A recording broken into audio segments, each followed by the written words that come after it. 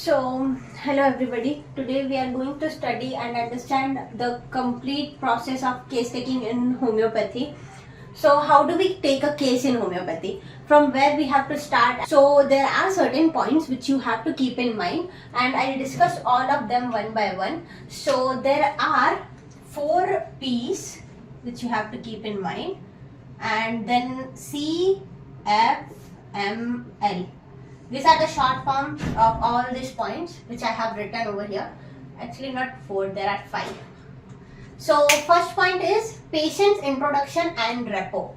So whenever a patient comes to your clinic or for case taking, so you have to build a kind of trust, or you have to give the patient space to speak, and you have to build the rapport with the patient so that he is comfortable with you, sharing each and every information of his life. Okay, so you have to build that trust. Okay, first thing first.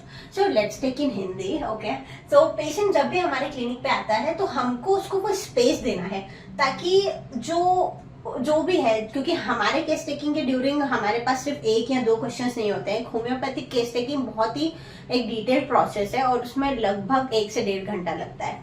ठीक है, अगर आप एक case को बहुत अच्छे से ले रहे हैं तो उसमें बहुत सारे डिटेल्ड क्वेश्चंस रहते हैं जो हमको पेशेंट से पूछना होता है। तो जैसा कि फर्स्ट पॉइंट हो गया, हमको पेशेंट को स्पेस देना है, एक तरह का एक रैपो बिल्ड करना है ताकि वो पेशेंट हमसे ओपन हो पाए। ठीक है, अब सेकेंड पॉइंट आता है चीफ कंप्लेंट्स। तो note the main concerns of the patient in his own words. तो यहाँ पर जो है चीफ कंप्लेंट्स पेशेंट की नोट करना है हमको, मतलब कि ऐसा क्या हुआ है, ऐसी क्या प्रॉब्लम है उसको जो जिसकी वजह से उसने जो है मेडिकल हेल्प सीख की है और यहाँ वो क्लिनिक आया है। तो इसमें क्या होगा, वो अपनी कंप्लेंट्स बताएगा पेशेंट। ठीक है, तो हमारा क्वेश्चन पेशेंट से क्या होना चाहिए कि आपको अभी सबसे ज्यादा किस चीज से तकलीफ है या क्या तकलीफ है आपको। ठीक है, तो ये हमारा क्वेश्चन रहेगा जिसमें कि वो जो भी उसकी चीफ कंप्लेंट्स है वो पेशेंट नैरेट करेगा और उसको जो है हमको नोट करना है पेशेंट की ओन लैंग्वेज में। तो यहाँ पर पेशेंट क्या बोलेगा कि सर डॉक्टर मुझे जो है पिछले दो महीने से हेडेक है, माइग्रेन की प्रॉब्लम है, या फिर मुझे ये स्किन लीजन है, या जो भी उसकी प्रॉब्लम है। Let's understand the history of present illness. So history of present illness में हम इसमें क्या होगा कि डिटेल डेवलपमेंट ऑफ डिसीज, जो भी क्रोनोलॉजिकल डेवलपमेंट है डिसीज का, वो हमें पता चलेगा कि पेशेंट की जो भी डिसीज है उसने कितना प्रोग्रेस किया है, कब से वो स्टार्ट हुआ है। तो इसमें 3 पॉइंट्स आते हैं, जैसे कि when did it start, how did it start, and how much progress the disease have done up to today, the time the disease started. Okay, so this will be the history of present illness. इसमें हम ये भी include करेंगे क्योंकि homoeopathically हमें chief complaint के साथ साथ हमें और भी चीजें डिसीज के बारे में देखना होती है, जो कि होती है location, sensation, concomitance and modalities. Okay, ये 4 पॉइंट जो है ये बहुत इंपॉर्टेंट है। हम लोग एक एग्जांपल से समझते हैं। जैसे मान लीजिए कोई पेशेंट आया है हमारे पास और हमको वो ये बोल रहा है कि उसको हेडेक है लास्ट 2 मंथ से। ठीक है, तो हमारे क्वेश्चन उससे क्या रहेंगे कि कब स्टार्ट हुआ, कैसे स्टार्ट हुआ, क्या ये हेडेक आपको कंटिन्यू बना रहता है या फिर आता है और चला जाता है, कोई ऐसी चीज है जिसकी वजह से आपको आराम मिलता है, क्या दबाने से आराम मिलता है, या फिर किसी तरह का कुछ एप्लीकेशन या हॉट एप्लीकेशन या कोल्ड एप्लीकेशन, इससे आपको आराम मिलता है। ठीक है, तो ये सारी चीजें हमारी हिस्ट्री ऑफ प्रेजेंट इलनेस में आएगी।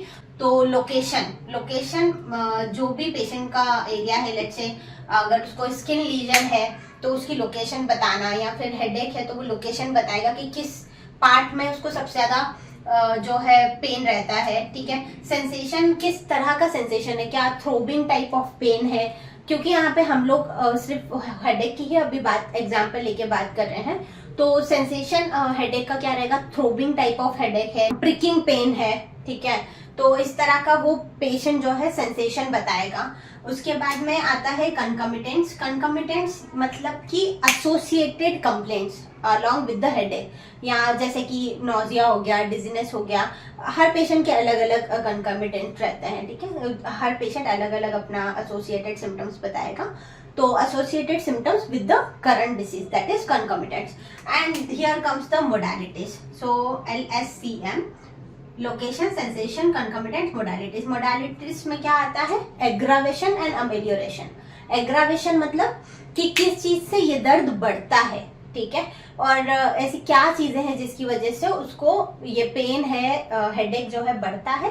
और अमेलियोरेशन मतलब किस चीज से उसको आराम मिलता है, किस समय, क्या सोने से उसको आराम लगता है, ठीक है, क्या उसको कुछ अप्लाई करने से आराम मिलता है, क्या या फिर एग्रावेशन की बात करें तो क्या किसी स्ट्रेस लेने के बाद में उसका हेडेक जो है वो बढ़ जाता है, या नाइट के समय बढ़ता है, या राइट साइड सोने पे बढ़ता है, या लेफ्ट साइड सोने पे बढ़ता है। तो बहुत ही डिटेल्ड एक्सप्लेनेशन हमको चाहिए रहता है पेशेंट से, ठीक है। तो ये हो गया हमारा लोकेशन, सेंसेशन, कंकमिटेंट्स एंड मोडालिटीज, जो कि हिस्ट्री ऑफ प्रेजेंट इलनेस में ही आएगा, ठीक है। हो गया, फर्स्ट हो गया हमारा पेशेंट्स इंट्रोडक्शन एंड रेपो, ये फर्स्ट पॉइंट है। ये second point chief complaints, third point हमने डिस्कस कर लिया है हिस्ट्री ऑफ प्रेजेंट इलनेस।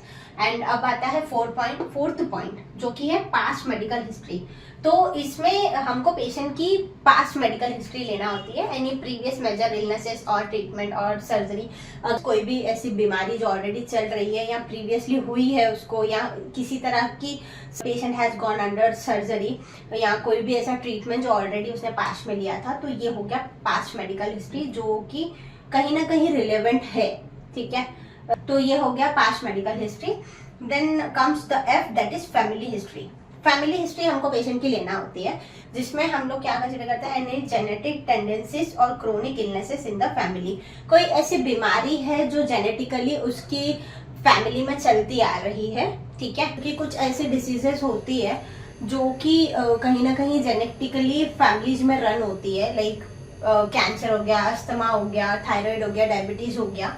तो ये हमको पेशेंट से पूछना रहता है, ठीक है, कि आपकी फैमिली में किसी को अस्थमा तो नहीं है, आपकी मदर को, आपके फादर को, या कोई भी और तरह की डिसीज लाइक थायराइड हो गया, डायबिटीज हो गया, जो कि कॉमन है, बहुत कॉमनली जो है जेनेटिकली हेरिडिटरी रन करती है फैमिलीज में, ठीक है। तो ये हमारा पॉइंट हो गया फैमिली हिस्ट्री का।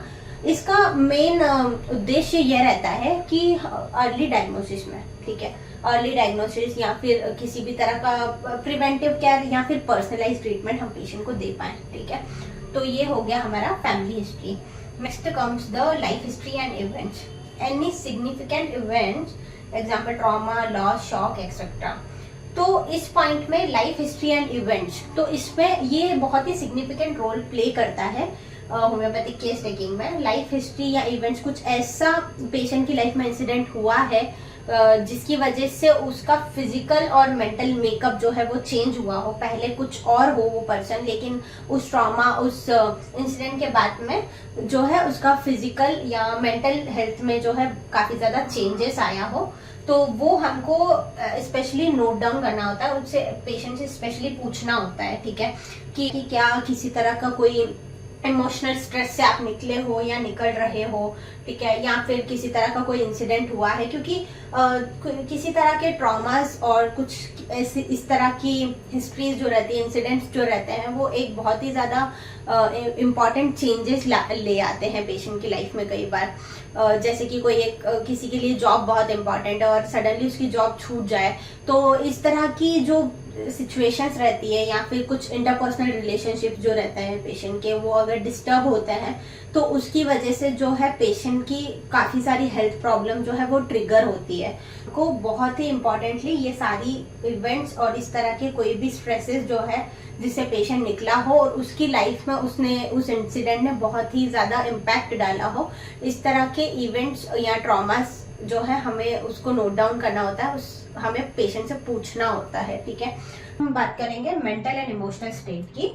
तो ये हमारा केस टेकिंग का अनदर इम्पॉर्टेंट पॉइंट है, जो कि बहुत ही ज़्यादा इम्पॉर्टेंट है, क्योंकि होम्योपैथी में हम लोग मेंटल सिम्टम्स को बहुत ज़्यादा प्रेफरेंस देते हैं, ठीक है, किसी भी पेशेंट को इंडिविजुअलाइज करने के लिए और साथ ही साथ उसकी एक कॉन्स्टिट्यूशनल रेमेडी चूज करने के लिए, ठीक है। तो यहाँ पर इसमें आता है fears, grief, anger, worries, temperament, delusion, stress handling ability. तो पेशेंट्स के थॉट्स क्या है, फीलिंग्स क्या है, किसी भी सिचुएशन में पेशेंट मेंटली कैसा रिएक्ट करता है, ठीक है। तो ये फोकस करता है मेंटल एंड इमोशनल स्टेट। तो मेंटल सिम्टम्स मतलब ये ही कि पेशेंट की रिएक्टिविटी क्या है, पेशेंट की सेंसिटिविटी क्या है, किसी भी सिचुएशन में पेशेंट रिएक्ट कैसा करता है, उसकी पर्सनालिटी क्या है, ठीक है, उसके थॉट्स क्या है, उसकी फीलिंग्स क्या है, किसी भी सिचुएशन में अगर उसको डाल दिया जाए तो उसकी स्ट्रेस हैंडलिंग एबिलिटी क्या रहेगी। ये सारे पॉइंट्स आते हैं मेंटल एंड इमोशनल स्टेट में, जिसमें हम पेशेंट से काफ़ी सारे क्वेश्चन करते हैं कि उसको कितना गुस्सा आता है, ठीक है, उसको किस चीज़ का डर है, उसको किस तरह के डिल्यूजन है, किस तरह के ड्रीम्स रहते हैं पेशेंट के, किसी भी स्टेट में अगर उसको डाल दिया जाए या कोई भी सिचुएशन आ गई है तो वो कैसे रिएक्ट करता है, मेंटली कैसे रिएक्ट करता है, इमोशनली कैसे रिएक्ट करता है। तो इससे हम पेशेंट की पर्सनालिटी पता लगाते हैं, ठीक है। हम क्योंकि हम उससे क्वेश्चन भी करते हैं। अब 4 तरह की पर्सनालिटीज होती है, ठीक है, वो पेशेंट कहाँ लाई कर रहा है, ये सारी चीजें हम लोग जो है नोट करते हैं। पेशेंट का टेम्परामेंट क्या है, ठीक है, पर्सनालिटी में जैसे क्लेरिक पर्सनालिटी हो गई, सैंग्विन पर्सनालिटी हो गई, मेलैंक्रोनिक हो गई, फ्लेगमेटिक हो गई। तो किस तरह की पर्सनालिटी है पेशेंट की, ठीक है, कि क्या वो बहुत ज्यादा हंसमुख है, क्या वो बहुत ज्यादा उदासीन है, बहुत उदास है, बहुत सैड है, ठीक है। तो ये सारे क्वेश्चंस हमको पेशेंट से पता भी करना होते हैं और कहीं ना कहीं हम केस टेकिंग के ड्यूरिंग तो ये हमें भी समझ में आना चाहिए, ठीक है। तो ये बहुत ही इंपॉर्टेंट है मेंटल सिम्टम्स पेशेंट के लेना, ये पेशेंट को इंडिविजुअलाइज करता है अगेन। और अब बात करेंगे पर्सनल हिस्ट्री की। तो पर्सनल हिस्ट्री में यही हम सब बेसिक क्वेश्चन जैसा कि पूछते हैं कि आपकी डाइट कैसी है, आपकी भूख कैसी है, आपकी प्यास कैसी है, आपकी नींद कैसी है, ठीक है। ये क्वेश्चंस रहते हैं हमारे पेशेंट से, क्योंकि कहीं ना कहीं लाइफस्टाइल फैक्टर जो होते हैं वो भी डिसीज के प्रोग्रेशन में या हीलिंग में हेल्प करते हैं, ठीक है। तो ये पर्सनल हिस्ट्री हमको पेशेंट की लेनी होती है। हैबिट्स हम जिसमें उसमें पूछते हैं पेशेंट से कि हैबिट्स क्या है, ठीक है, किस तरह के सपने आते हैं, ठीक है।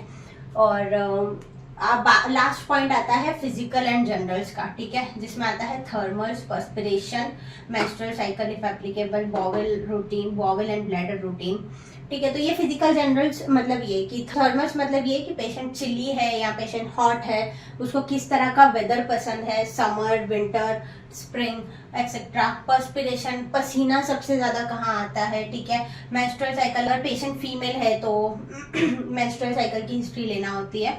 और बाकी बाउल एंड ब्लैडर रूटीन, ठीक है, कि पेशेंट डेली स्टूल पास कर रहा है कि नहीं, यूरिन कितनी बार आता है, ये सारी बेसिक चीजें फिजिकल जनरल में आती है। तो ये हमारे ओवरऑल पॉइंट हो गए जो कि हमको पेशेंट से केस के टेकिंग के ड्यूरिंग जो है डिस्कस करना होते हैं, ठीक है। जब आप ये सारे पॉइंट्स ले लेते हो उसके बाद में लास्टली हमको खुद को एज अ होम्योपैथिक फिजिशियन हमको ऑब्जर्व करना रहता है, ठीक है। पेशेंट के जेस्चर, उसकी टोन, उसके बात करने का, उसके बैठने का तरीका, ओके। लास्टली जब आप ये सारे पॉइंट्स जो है कंसिडर कर लेते हो और ले लेते हो पेशेंट का, उसके बाद में फाइनली हम लोग जो है टोटलिटी ऑफ सिम्टम्स बनाते हैं। पेशेंट के सारे सिम्टम्स लेके, चीफ कंप्लेंट से लेके उसकी सारी हिस्ट्री, जो भी हमने उससे क्वेश्चन आंसर किए हैं, जो भी सिम्टम्स हमने पेशेंट के लिए हैं, वो हम लोग उसकी एक टोटलिटी बनाते हैं और प्रॉपर उसका रेपर्टाइजेशन करते हैं। और फाइनली हम लोग जो है उसकी मोस्ट सिमिलर रेमेडी जो है पेशेंट की, वो डिसाइड करते हैं कि उसको क्या देना है, ठीक है।